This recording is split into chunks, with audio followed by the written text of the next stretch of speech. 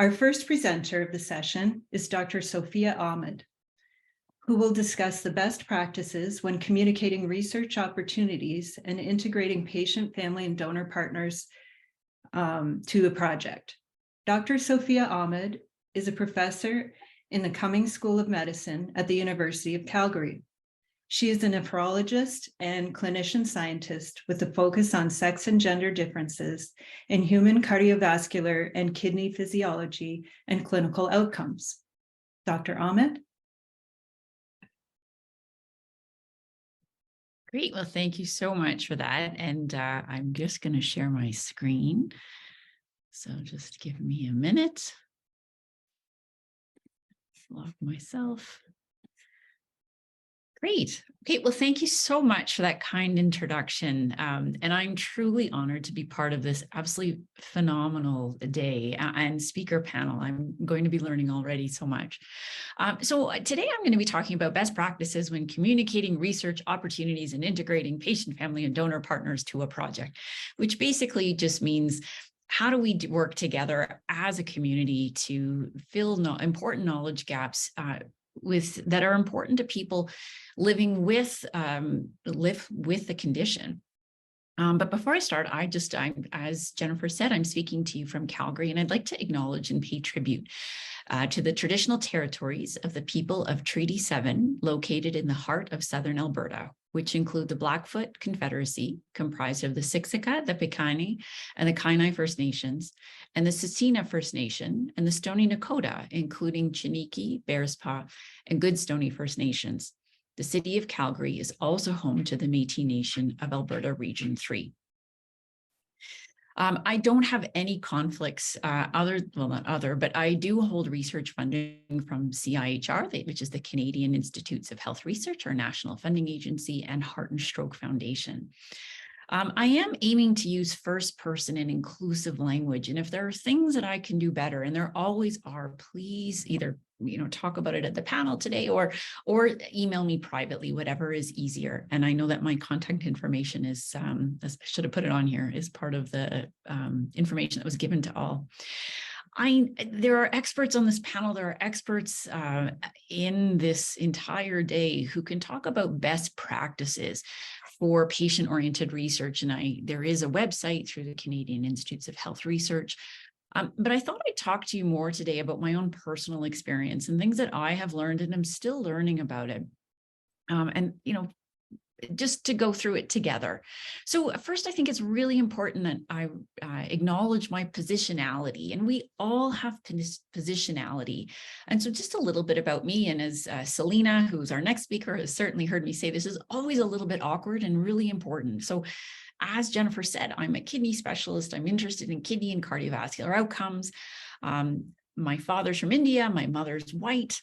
I'm cisgender, which means that my sex assigned at birth, what it says in my birth certificate, aligns with my gender identity. I identify as a woman, and my pronouns are she and her. I'm straight. My first language is English. I don't live with a chronic condition yet.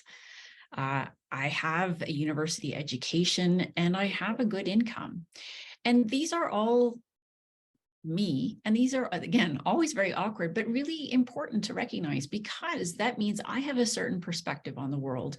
I have things that I feel are important, and this can spill over into my research, what questions I study, who I recruit as part of my study populations, how I design the study, and certainly how I disseminate any findings from the study. Who do I think it's important to get the information to? And this really, and this will come through and you'll see later on. So what do I actually study? So I look at different, how estrogen and kidneys interact with each other. And you might be thinking, well, what exactly does that mean? So, how do the effects of different hormonal status, so menopause, menstruation, or at types of, how does that impact, or does it, kidney function, and how does level of kidney function impact those natural parts of the female life cycle? How does taking things like menopausal hormone therapy or different forms of hormonal contraception, so those are other forms of estrogen, how do they impact kidney function? And believe it or not, they do actually. And if we could have a whole other conversation about that. So this is what I have done my whole career on, looking at these normal life cycle exposures. And so a natural, I just told you I do estrogen hormone therapy. I thought, well, what about gender affirming hormone therapy? So many of you may or may not be familiar with gender affirming hormone therapy. And so again, it's very commonly used by, I'll say, the transgender population, which is really an umbrella term for people who really just, their sex assigned at birth, what it says on their birth certificate does not align with their gender identity. That's really all it means. And so many people who identify that way may use gender affirming hormone therapy. So if I can direct you on your left, people who are transgender men or are transmasculine may choose to use testosterone. And this is for facial and body hair growth, deeper voice pitch, enhanced muscle mass, and basically to develop secondary sexual characteristics that align better with their gender identity. And similarly, and this is more in line with the estrogen exposures that I was talking earlier about, feminizing hormone therapy. And so people will use that again to develop feminizing sexual characteristics that are better in alignment with their gender identity. So what are the effects of gender affirming hormone therapy on kidney function and cardiovascular health? Because as I said, that's another area of interest. And we don't know is the short answer. So, again, thought the best way to go about this is we should really talk to people with lived and living experience, to use the terminology at CIHR, but I do like that. We live with experiences and conditions. We don't have them. So, I personally in my clinical practice don't have a large number of people, at least knowingly, who identify as non-cisgender. So I spoke to my colleagues who do prescribe gender affirming hormone therapy, who put me in touch with people in public health, who put me in touch with people in the trans community, and specifically this amazing community organization called Skipping Stone here in Calgary, which support trans and gender diverse individuals and their families. And so I went and met with the leadership there, and it was a really eye-opening experience. And I want to say I've learned so much, and it's great with this experience. So meeting with the leadership. So again, from a strength-based, research perspective, it was very clear that, whatever type of research that we were going to do, if we wanted, it had to be something that was important to the community. And they really emphasized that, there are many, many issues that are facing the trans community, and gender affirming hormone therapy it's of interest, but, things like access to healthcare, disproportionate living below the poverty line, prevalence of it. These are really big things that face the trans, disproportionately face the trans community. And really that people were interested in looking for things and studies that would advance their health. And so they said, if you are telling us that, looking at gender affirming hormone therapy, we are going to take it. This is life-saving treatment. But if you can design research, or if we can do it together, that we can find a way that we can make this as an informed choice as possible, and we can optimize our health with this, and we're all for it. And that was really important for me to learn that, how we frame and how we, our research questions, we have to make sure, and it's so obvious, this audience knows very well, it has to be something that fills an important knowledge gap to people living with that experience or condition. So, after we decided together, how are we going to, what are we going to study and what's important to the community? So we talked about collecting gender identity. So this is from 2019. Edmonton is actually the only city in Canada that does a census. Alberta is the only province in Canada that has cities that do censi. And Edmonton was the first city to actually collect anything other than woman or man. And these are the options. And certainly our language has advanced in the last 4 years since then. But what I did learn from the leadership at Skipping Stone is that it's really, really important to have, and I commend the city of Edmonton, to have another gender not listed above. Like, people may not identify with any of these identities. And so it's important to give people the option that they can click off something, or even better, have free text where they can self-identify with the gender that they do identify with. And then lastly, to have something that says prefer not to answer, allow people to not disclose. The worst thing we can do is, and I have certainly seen this on many surveys, is to have other. Like, nobody wants to click off they're an other. And that's true for gender identity, racial identity, really lots of these identity factors. We also learned that when people come into the lab, things that as a cisgender person, we are probably not thinking of which washroom to use. I'm a nephrologist, we collect urine samples. And so it was really important that it was very clear in our protocol that we outlined we had gender neutral washrooms, because there's a real safety issue for people who enter, and I'll use the word, the wrong bathroom. If you don't identify as cisgender, there's a real potential for violence.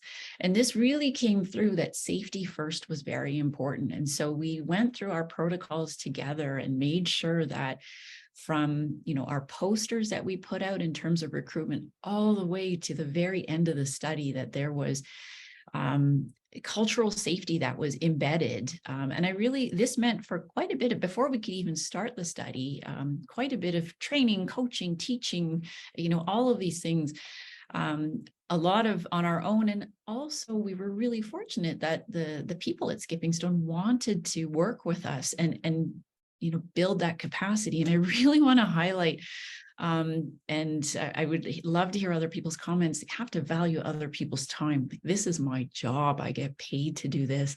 I get recognition doing research. It's in my job description. This is not something that the people at Skipping Stone or in other capacities necessarily is part of their job description. And so we were very careful to compensate in a way that Skipping Stone wanted to be compensated for their time. And I still really want to highlight that they gave a lot of their time.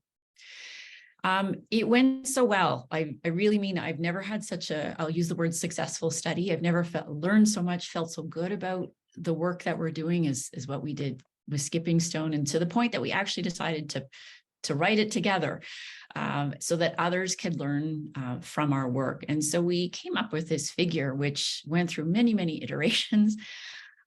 Initially, it was a road where you start from here and you end here. And then it was really pointed out by my trans and non-binary colleagues that, it's not like there's a start and a finish and then you're done.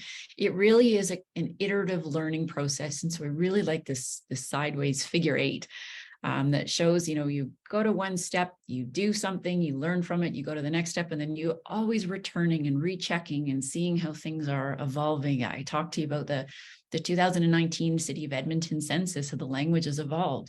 That was probably great in 2019. In 2023, I guarantee that the people would put a different set of gender identity, or how they would ask that question would differ. Doesn't mean it's wrong. It just means that we have to constantly be learning and open to that. So in closing, it's really important to recognize, what is your positionality? Like, we all have positionality, we all have perspectives. They're all valuable, and it's just important that we respect each other's points of view and recognize why we might think something is important or not. And what is our lens? I really want to emphasize that iterative process, that partnership, that we all have expertise and we have to keep bouncing that off each other. And then lastly, once again, value each other's other people's time. And it is a partnership, and recognize just the contributions that everybody is making. And at the end of the day, that's the type of research that makes the most difference. So with that, I will close, and I look forward to hearing from my fellow panelists. Thank you. Thank you, Dr. Ahmed. That was very helpful information for being more aware, sensitive, and inclusive. Positionality, I like that word. Positionality recognition, how we frame our research, how we ask our questions, how we value other people's time. Really important stuff.